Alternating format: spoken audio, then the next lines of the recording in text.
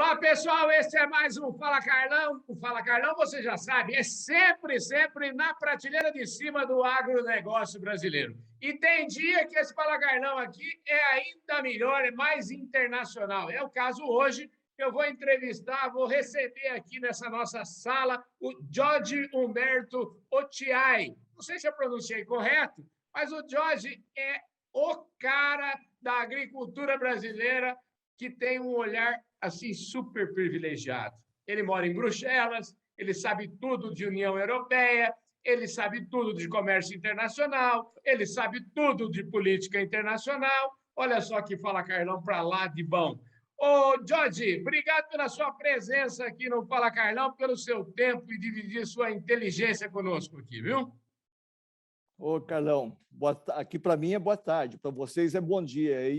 E boa tarde aos telespectadores aí que te escutam. Olha, eu gostaria de te elogiar, porque você ouve muitas coisas nesse período de pandemia e as entrevistas muitas vezes já começam com um ar triste. O que é legal do Fala Carlão é que as entrevistas que você faz, a gente já começa rindo, já te adiciona o valor agregado para você começar bem o teu dia. Então, eu te agradeço muito o convite e congratulo aí todas as iniciativas que o Grupo Public tem feito em várias esferas, porque hoje você é o nosso comunicador, não só do agro, mas é um guru do agro em relação às suas experiências pessoais aí, o esforço que todos nós testemunhamos aí do Carlão virando um Carlinhos. Então, eu acho que a gente tem muita coisa boa e muitas coisas a aprender sempre aqui durante o Fala Carlão, que já é uma entidade aí no Brasil, não é mesmo? Muito obrigado.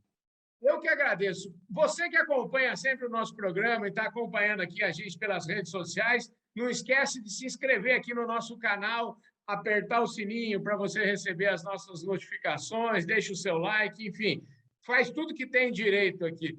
O Jorge é o seguinte, já falei tudo dele, mas ele vai falar para a gente. O Jorge, antes de falar desse monstro da política internacional, que escreve e contribui com nossa plataforma AgroRevenda, escrevendo artigos bárbaros aqui para a gente. Eu queria que você começasse como eu sempre começo aqui no Fala Carlão. Todo mundo tem uma história legal para contar. Eu sei que você vem do interior de São Paulo, lá da região de Presidente Prudente, então eu já queria começar daí. Você nasceu aonde, afinal de contas? Ô, Carlão, falar sempre de si mesmo é uma coisa complicada, não é mesmo? Mas eu, como descendente de japonês, você sabe que japonês tem sempre assim uma questão que cria legames. Então, a história é muito importante porque é um aprendizado que muitas vezes a gente aprendeu de avós, papais e assim vai por gerações. É dessa forma que a gente tem contribuído, inclusive, aí no desenvolvimento do nosso país, não é? De certa forma, a contribuição japonesa é bastante importante no Brasil, especialmente no agro, né? Se vocês se recordam bem, há umas 4 décadas, os brasileiros não comiam nem frutas e nem verduras, e muito menos legumes, não é mesmo? E eu acho que a contribuição aí dos japoneses, aí, especialmente hortaliças, foi muito grande. Bom, mas voltando ao Jorge, meu avô é pioneiro em Presidente Prudente. A imigração ele fez lá no início, né, antes da Primeira Guerra Mundial, e participou do desenvolvimento de Presidente Prudente, que é uma cidade hoje que tem mais de 210 mil pessoas. Mas, quando eu deveria nascer, mamãe sendo de uma família de São Paulo, a minha avó materna obrigou eu a nascer em São Paulo. Ela era do bairro de Pinheiros e o meu registro de nascimento é do Butantã. Mas eu sou prudentino de coração e nunca esqueço as minhas raízes. Inclusive, nos coquetéis, nos encontros aqui, sempre perguntam de onde você é. Eu tenho trabalho de dizer que eu sou de Presidente Prudente. Dá trabalho explicar onde fica, né? Porque tem que explicar onde é São Paulo, onde é o Brasil, e é muito mais complicado. Mas eu sou prudentino de coração e meu pai, que fez a Exalc, uma parte, e uma parte na Federal do Paraná, é agrônomo, como a maior parte dos participantes, dos espectadores aqui do teu programa. Ele foi pioneiro em Mirante do Paranapanema, porque ele foi o primeiro posto que o governo do estado de São Paulo ofereceu quando ele passou no concurso foi Mirante, que era mais perto da fazenda do meu avô, que era em Santo Expedito, que é pertinho de Presidente Prudente. Esse é um pouco a história do lado paterno. Viu? E como é que você foi parar em política internacional? Me conta isso. O que você estudou daí para você escolher esse caminho? como não poderia ser, né, Carlão? Eu, na minha juventude, no período universitário, eu era um militante de esquerda. E eu fui no contramão da história. Quando o Brasil estava anistiando o pessoal que estava voltando do Brasil, eu, já desiludido com o que estava acontecendo na época, resolvi sair. E fui para Londres para fazer especialização numa área que era totalmente diferente daquela que eu atuo, que era arquitetura e urbanismo. Eu queria me especializar em urbanismo, mas já na época, era o início do governo da Thatcher lá na Inglaterra, e os arquitetos estavam praticamente fazendo trabalho de decoração. E eu falei, isso não é para mim. Na época, eu já comprei o Financial Times e The Economist, e eu vi que tipo de perfil de profissionais que eles estavam procurando. E não mudou muito até hoje, né? Eram finanças, economia, comércio internacional. Falei, vou dar uma olhada nisso, e acabei me reciclando, investindo na área de comércio internacional, política internacional, e depois, passado um tempo, viajei bastante, fiz outras experiências, trabalhei na Embaixada do Brasil em Tóquio, e abri um concurso, e consegui fazer um estágio na União Europeia, na comissão, na época era DG1, que era Relações Exteriores, e abri um concurso na posição de economista, na missão do Brasil junto à União Europeia. Fiz o concurso e tive a grata satisfação e a honra e a oportunidade de ser selecionado pelo embaixador da época, que era um embaixador não de carreira, mas que eu tenho grande orgulho de mencionar e recordar o nome, que era o embaixador e professor Celso Furtado. Nossa, que maravilha! Então, eu fui assistente dele, e é uma das coisas que eu tento sempre assim, digo, olha, inclusive eu guardo com carinho o contrato assinado pelo Celso Furtado. E fiquei na Missão do Brasil muitos anos e vi o Brasil crescer nessa área do agro. Praticamente, eu fui a ponta do agro na União Europeia, porque eu acabei me especializando nisso, apesar de não ser diplomata, e daí eu tenho o meu network no agro, praticamente. Você vê que hoje a prateleira de cima, como você vê, a vantagem de envelhecer é que a prateleira de cima são os nossos amigos hoje, né, Carlão? Crescemos juntos. Quem sabe, eu digo, o meu não é nem mérito, mas eu envelheci com eles, então estou junto. Escuta, e daí, até 2006, eu fiquei na Missão do Brasil junto à União Europeia. Quando eu comecei a trabalhar na missão, eram comunidades europeias, né? Então, era embaixada. A União Europeia é uma coisa nova, o que até ficou bom, porque, na época, amigos do nosso setor, especialmente, perguntam, ô, Jorge, você não quer comprar uma Montblanc ou um Rolex para mim no mercado aí? Porque o mercado aí da União Europeia deve ser melhor, porque eles achavam que era um grande mercado, não é mesmo? Mas é isso. E estou aqui hoje, desde 2006, no setor privado, Carlão, defendendo aí os interesses do nosso agro também. Escuta, me fala um pouquinho, então, quer dizer que você está vivendo mesmo na Europa já há muitos e muitos anos. Quantos anos? Muitos anos, Carlão. Eu passei praticamente 2/3 da minha vida já no exterior. Que maravilha! E vem cá, hoje você trabalha, como você acabou de dar uma pista aí, defendendo interesses de empresas e até de governos aí junto à União Europeia. Eu queria começar fazendo uma reflexão aqui e queria saber de você. O nosso mercado, o Brasil, cresceu muito, e eu acho que o mundo inteiro cresce demais o comércio com a Ásia. Parece que alguns falam em, vamos dizer assim, tem uma migração aí do comércio saindo, deixando de ser o foco da União Europeia e indo mais para o foco da Ásia. Mas parece que isso, eu queria que você me falasse um pouquinho disso, porque o perfil da União Europeia é um perfil bastante importante, é um público que gosta de coisa sofisticada, de alto valor agregado. Eu queria que você falasse um pouquinho sobre isso. Tem que retomar um pouco do ponto de vista histórico, né, Carlão? E vou retomar a partir do ministro Pratini de Moraes, que é uma pessoa que admiro bastante, eu acho que é um ministro que foi bastante importante para a história do Brasil e para o nosso agro também, não só no governo, mas no setor privado, pelo que ele fez na BIEC, sempre com o apoio do Camardelli, que é hoje o atual presidente, não é mesmo? E da equipe. Eu acredito que em 2005, se a gente pegar como balizador, que foi o foco de febre aftosa no Mato Grosso do Sul, que extrapolou também para o estado de São Paulo, de lá para cá o Brasil aprendeu muitas lições no bem e no mal, né? Porque nós fomos altamente penalizados já a partir daquela crise que a gente não conseguiu resolver muito bem.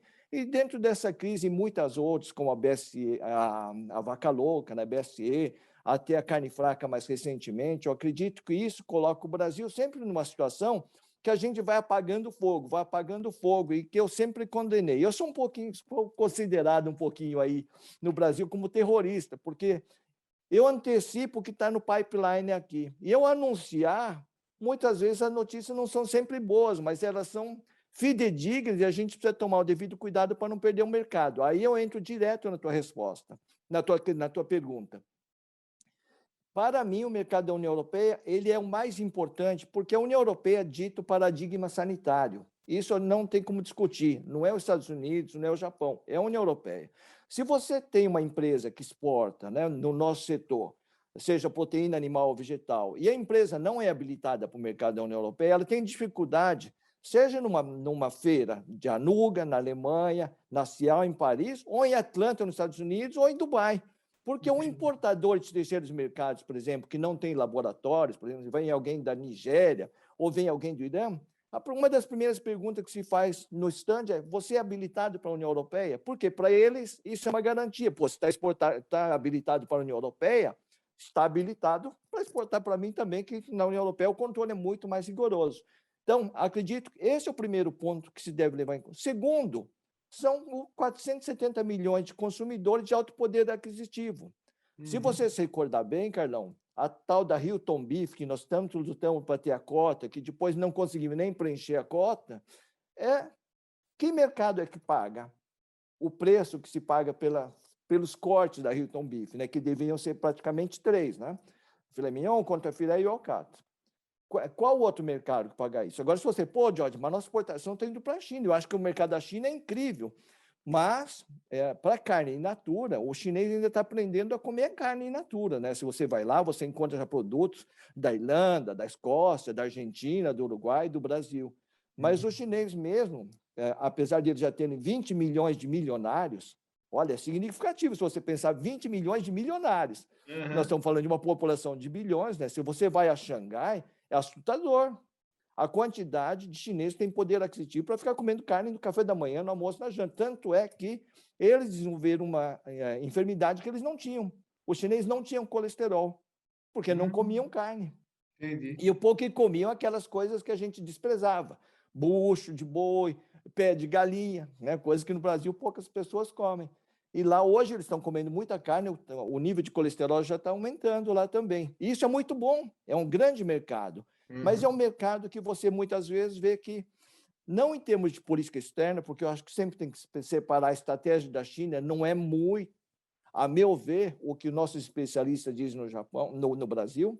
A China faz política externa e deixa o comércio acontecer, entendeu?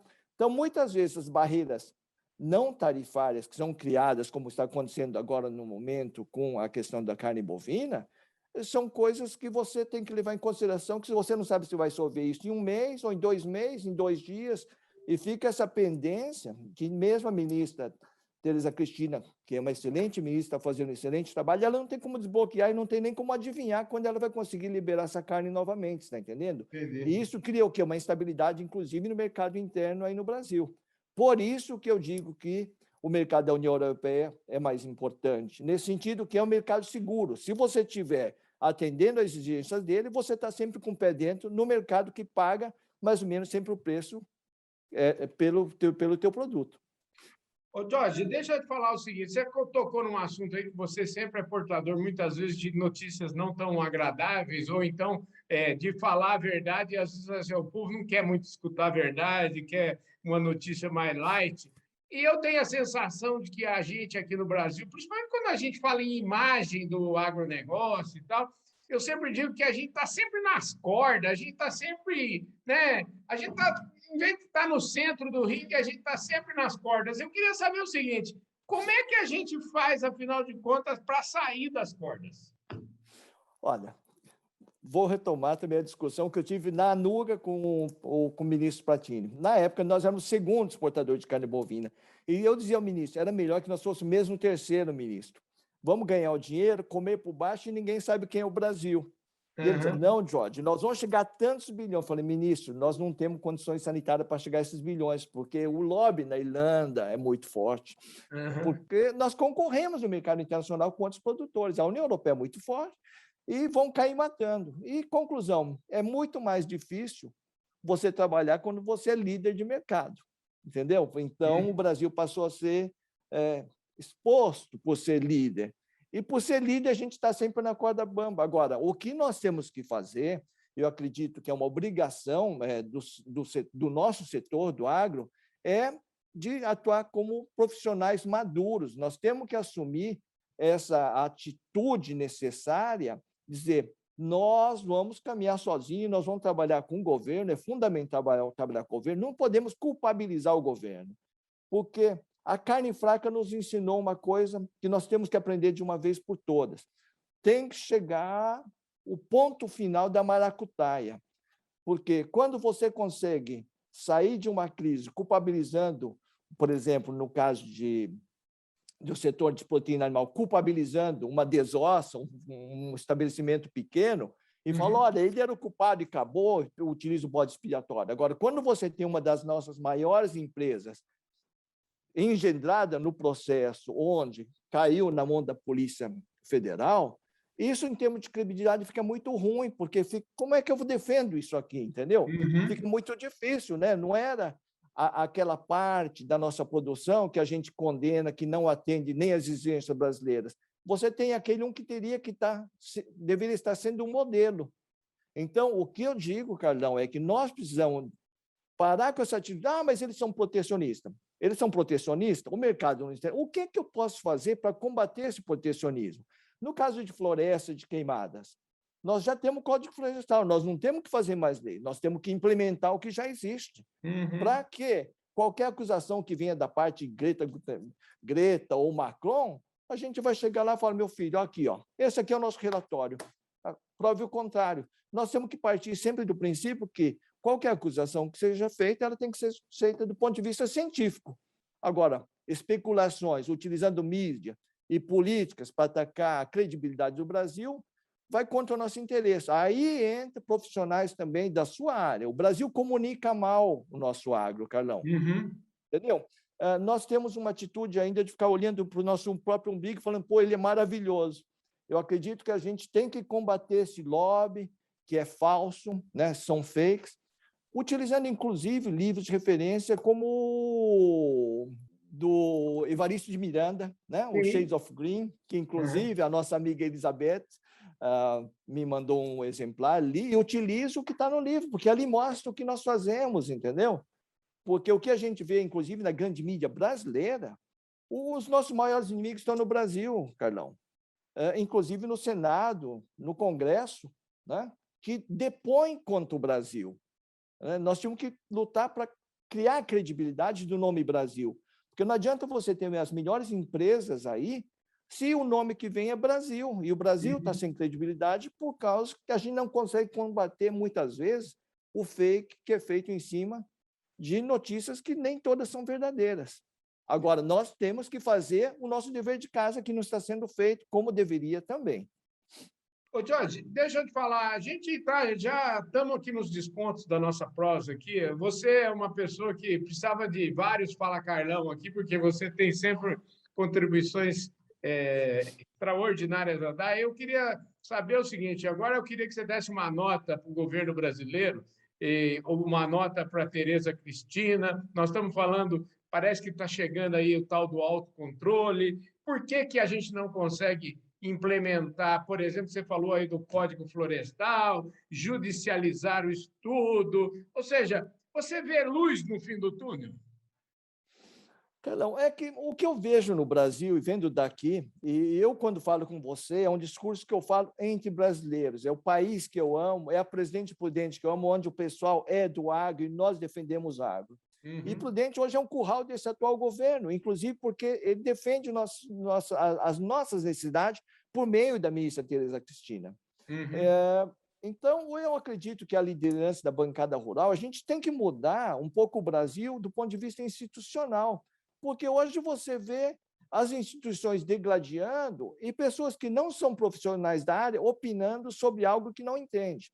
Então, você bem mencionou essa proposta, essa iniciativa que eu congratulo da ministra Tereza Cristina, que está no Congresso em discussão, que é PL 1293, se não me engano, sobre o autocontrole, ele é fundamental, inclusive, para tirar o Brasil da época medieval para um Brasil moderno. Por quê? É passar o manuscrito para o digital. Isso evitaria, no futuro, as fraudes, porque fica difícil você fraudar. Agora, é lógico que nós vamos ter que fazer um sistema que funcione para não incorrer no erro que aconteceu com o Sisbov, onde nós tínhamos ali também, por um problema institucional, um secretário da produção e cooperativismo que era encarregado do Sisbov, sem ter um veterinário, entendeu? Por uma questão política. Tivemos que fazer um lobby em Bruxelas para mudar, para que, então, a Secretaria de Defesa Animal assumisse a sua verdadeira função, que era o Sisbov. Então, a PL 98 é mais do que bem-vinda, o setor privado deveria apoiar isso e fazer realmente um lobby junto ao Congresso, que seja aprovado, como deve, não só para maquiar uma situação, porque é essa PL 1293 que pode mudar o paradigma sanitário no Brasil, e vai ser bom para a proteína animal e para a proteína vegetal também. Maravilha. Gente, eu queria mostrar aqui para vocês a nossa revista Agro Revenda. Esse aqui é o exemplar número da edição 90. A próxima edição vai circular agora em novembro, final do ano agora, e traz um artigo que eu convido vocês todos a lerem, um artigo bastante substancioso, eu diria assim, vai ser um negócio bastante importante, escrito pelo George, e eu queria que ele desse uma palhinha, né? A gente está falando lá de... O George traz umas reflexões muito legais aí, afinal de contas, nós estamos já entrando 2 anos de Covid, praticamente. Ô, George, isso dá muita reflexão. Dá uma palhinha para nós aí, o que o cara vai encontrar nesse artigo? Ô, Carlão, o artigo ele aborda, de forma geral, um pouco de tudo, né? Nessa pandemia, nós perdemos amigos, perdemos colegas, empresas faliram, quer dizer, o caos foi generalizado, e não foi só no Brasil, porque quando você vê uma CPI aí no Congresso, parece que a pandemia atingiu só o Brasil. Então, eu estou pensando se aqui na Bélgica, ou nos outros Estados-membros da União Europeia, ou nos Estados Unidos, então não vão ter que fazer também uma CPI nos Estados Unidos para pegar o Biden, porque provavelmente o Biden é culpado por tudo. Eles estão em primeiro lugar, um país desenvolvido, longe nos nossos sonhos do Brasil ser os Estados Unidos em pouco tempo, né? Em curto prazo. Mas nem por isso tem uma CPI lá para condenar um presidente. Então, no Brasil, essa guerra política faz com que a gente esqueça os temas principais que nós deveríamos estar votando, né? Que é a reforma tributária, a reforma administrativa e tantas outras necessárias. Não, nós estamos aí, ficamos essa novela aí 5, 6 meses, parecia um reality show, né? Que não vai dar em nada, porque é uma coisa que ficou. Agora, voltando, por que isso é ruim? Porque o nosso agro precisa ir para frente, para ir para frente a gente precisa trabalhar junto, governo e setor privado.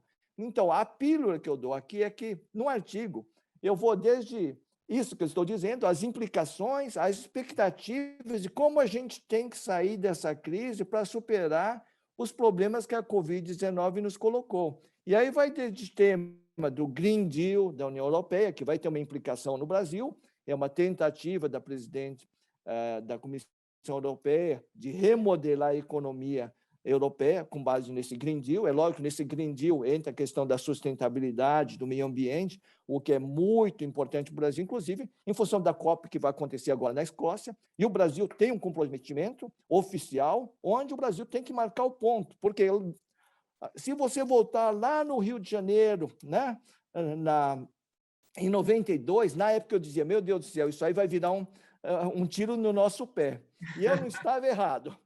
Eu não estava errado. A ideia é muito boa, mas, né, de você assumir algumas pretensões, depois fica difícil de você cumprir as exigências. Então, voltando... A gente assumiu que os elefantes iam andar na corda bamba, só não acertamos com os elefantes, né, João? Então, só para terminar, no artigo eu chego até ESG, que é um tema muito importante, que tem sido abordado aí por grande parte dos colegas que você tem entrevistado. Agora, o ESG é muito, muito interessante, né, Carlão? Porque ele virou um modismo. Eu espero que todo mundo que esteja falando sobre ele, que inclusive acredite no que esteja falando e se pronunciando, porque o que eu não gostaria de ver no Brasil é que isso fosse só um modismo. Agora, o futuro nos dirá quem surfou realmente e quem ficou só lá na ondinha ali vendo de fora, entendeu? Porque ESG é muito importante. para, né, para a governança da nossa empresa. E ali é que nós vamos dar credibilidade à nossa empresa. Essa é só uma pílulazinha. O resto eu deixo aí aos nossos leitores de sempre. E gostaria de aproveitar para deixar um abraço a todos, especialmente ao meu pessoal lá de Presidente Prudente, aos nossos colegas do setor. E é uma satisfação estar aqui contigo. Acredito termos um pouco alongado, mas estou à sua disposição, Carlão, para discutir cada tema desses que eu ventilei. Porque quando você tem prazer no seu trabalho, como eu tenho, né? Como autor, junto com a Cristina Lombardi, do Brazilian Beef, nome que nós inventamos, vale a pena até fazer uma conversa no Fala Carlão sobre o Brazilian Beef, a marca, entendeu? Porque muita gente não conhece a história. Maravilha, já está combinado aqui. Nós vamos fazer isso. Sim, vocês cobrem aqui num futuro breve que a gente vai retornar a esse tema. Ô, Jorge, deixa eu te falar. Infelizmente, nós já ultrapassamos aqui todos os limites do nosso tempo. Eu queria agradecer imensamente sua presença, dizer para você o seguinte: se você tiver enjoado da minha cara e não quiser mais ver os vídeos, só ouvir, você encontra toda essa conversa aqui nas principais plataformas de áudio aí no Brasil e no mundo. Tem lá o podcast Radar Agro do Grupo Blink, lá você encontra uma playlist do Fala Carlão, tem esta conversa e outras tantas por lá. E é o seguinte, eu quero agradecer imensamente aí os nossos mais de 23 mil seguidores no nosso canal no Facebook, agradecer você que nos acompanha aqui no nosso canal no YouTube também, pedir para você se inscrever no canal, apertar o sininho para receber as nossas notificações, deixe o seu like e o seu comentário e, principalmente, faça como eu tenho certeza que o Jorge vai fazer, vai espalhar esse vídeo para toda a galera. Vai ou não vai, Jorge? Já será realizado assim que eu receber a cópia. Maravilha! E eu já estou inscrito. Maravilha! E para você que está na nossa audiência nacional e internacional do Canal do Boi, muitíssimo obrigado, um forte abraço. Eu vejo todos vocês no nosso próximo programa. Valeu, gente! Tchau, Carlão. Forte abraço.